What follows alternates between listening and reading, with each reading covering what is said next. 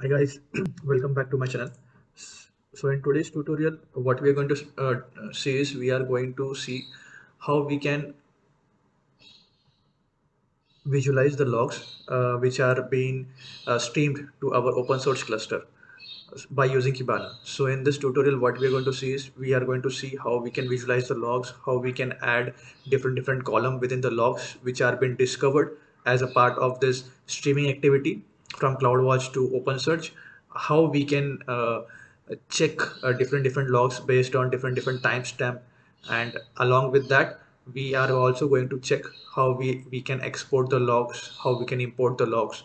So very minimal activity which would be required in day-to-day activity from the Opensearch cluster side by using Kibana. So let's jump to the Opensearch cluster. So if I go over here, so guys, you have to first click on, so this is my open source cluster. So first what you will do, you will go ahead and click on discover. So when you click on discover guys, you will see this dashboard over here. So this dashboard will discover all the logs and it will show you the graph for the logs which has been discovered. Okay, so now by default it is going to show you like this. Okay, so guys, now looking at this pattern, it is difficult for you to understand that what exactly is the logs for and how you can bifurcate it. So so what we can do is we can add columns over here. So how we can add columns over here? So guys, whenever we add an index pattern, automatically there are few fields. So if you can see the available fields over here, it gets added to your discover console, and you can use this field to differentiate the logs by different names. So over here, now this is a VPC flow log. So usually the VPC flow log that we have, it is having a pattern that I will show you. So if I go over here in my CloudWatch, I will show you VPC stream flow log. If I open any of the logs, you can see the pattern of this log. So if I click here, so this pattern is usually, see, this is ENI IP address. Now if I go ahead and show you what exactly is the subscription filter. So see, so first it will show the version, then the account ID, then the interface ID, then the destination address. This is how the logs are being streamed. Now I will go back to my cluster over here. So now let's differentiate these logs by adding different fields. So first what I will do, I will add a field name log group. So now it is showing me all the log group for the logs which are been streamed. Now along with this log group, I will add log streams. So guys, what are these log stream? So if I go to my log streams, so this is the log group, and under log group there can be multiple log streams. So these are the log streams. Okay. So if I go back over here, so these are the log streams, and within the log stream now we have to view what messages it is showing. So if I click on message, so guys see, so now it is showing you the logs properly. So this is VPC streams log group, and this, if I click on the drop down, it will show you information in detail. See, so as I said, so what are this? So in message you can see what is been streamed. So I will just open this subscription filter, just minimize this. So guys, as I was showing you over here, so these are nothing but the same thing. See, if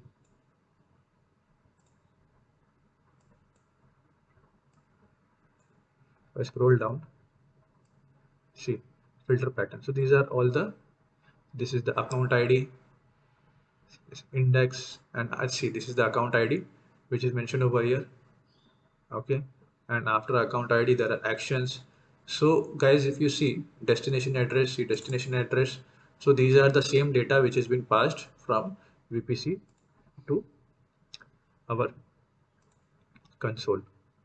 That is the Opensearch that we are visualizing using Kibana.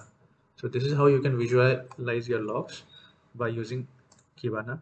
So now what we can do. So now what we have done, we have discovered the logs and we have added column to our logs over here. Now what I will do, now as the logs has been discovered, I have to see the logs which are having a reject.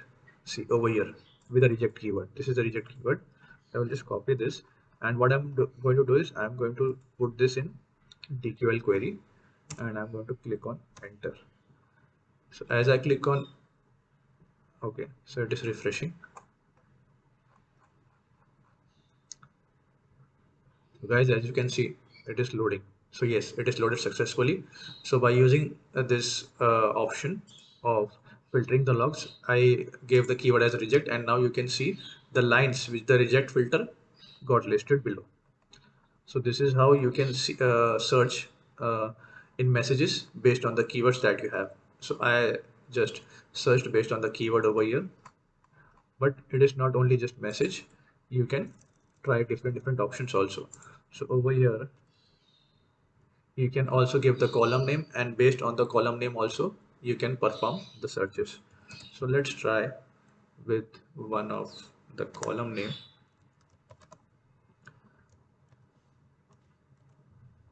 and see.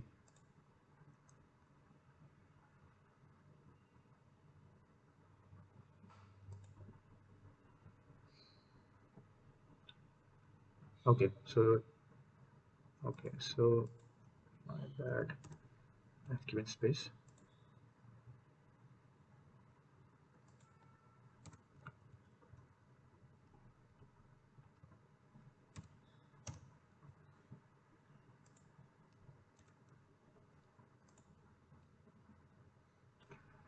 Okay, so instead of using this column name, you can directly search with the keyword name itself. So right now this functionality is not there for Opensearch, but for Elasticsearch it was working. You can mention the column name, and along with column name you can give the name. So right now what we saw, if we want to categorize or we have to filter the logs, we can use the TQL query, by using which we can sort out our logs that we want to see or the messages. Now this TQL part is completed. Now we will move to this. So over here, so you can discover the logs based on the timestamp. So for last 15 minutes, last 30 minutes, last 1 hour. So if I see, so for example, now we have just started streaming our logs for last 15 to 30 minutes. So if I click on last 24 hours, so it is not going to show me much logs over here. The reason for that is we don't have that much logs available.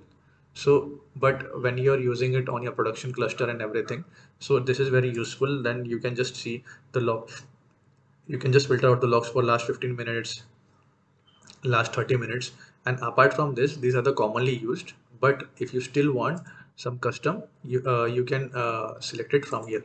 So you can select from last hours, minutes, days, and everything. You have an option from here.